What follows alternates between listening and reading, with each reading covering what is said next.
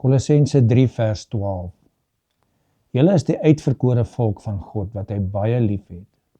Daarom moet julle meelewend, goedgesind, nederig, sagmoedig en verdraagsaam wees.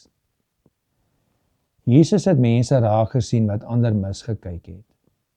Hy het uitgereik na die uitgeworpenes. Hy het die gebrokenes herstel. Hy het die eensames liefgehad.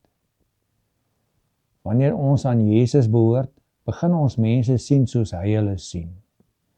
Ons kies deernis bo kritiek, vergifnis bo bitterheid, liefde bo selfsug.